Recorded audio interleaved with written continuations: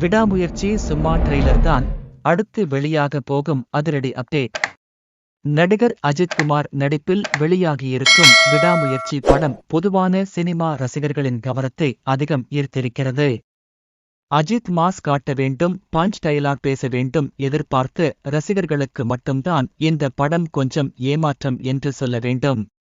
Ajith Kumar good bad ugly படத்துக்கு பிறகு குறுகிய கால இடைவெளியே கார் ரேஸுக்காக எடுத்துக்கொள்ளப் போகிறார் என அதிகாரப்பூர்வ தகவல்கள் வெளியானது. அதன் பின்னர் அஜித் யாருடன் படம் பண்ண போகிறார் என்பது பெரிய கேள்வியாக இருந்தது. தற்போது அதற்கு பதில் கிடைத்திருக்கிறது. அஜித் அடுத்து விடாமுயற்சி இயக்குனர் மகிழ் திருமேனியுடன் தான் இணைய இருக்கிறார்.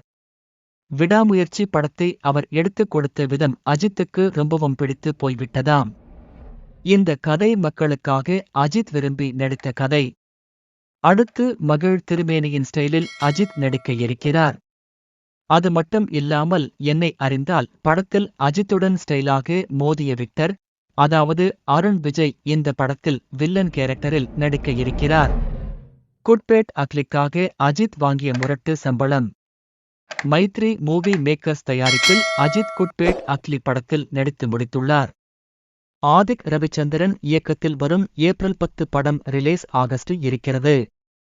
அதே தேதியில்தான் தனுஷின் இட்லி கடை படமும் வர இருக்கிறது. அதனாலேயே இந்த போட்டியை காண நெட்டிசன்கள் ஆர்வத்துடன் இருக்கின்றனர். இந்நிலையில் குட்பேட் அக்லி படத்துக்காக அஜித் வாங்கிய சம்பளம் பற்றிய தகவல் வெளிவந்துள்ளது. இப்படத்தின் மொத்த பட்ஜெட் என்று பார்க்கையில் 270 கோடியாக இருக்கிறது.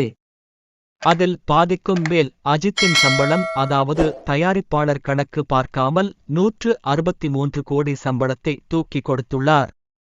எல்லாம் போட்ட காசை விட பல மடங்கு எடுத்து விடலாம் என்ற நம்பிக்கைதான்.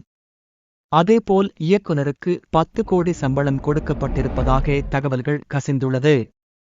தற்போது விடாமுயற்சி வெளியாகி கலவையான விமர்சனங்களை பெற்று வருகிறது. ஆனாலும் படம் வெளியான 2வது நாளில் படத்தின் வசூல் 60 கோடியை தாண்டிவிட்டது.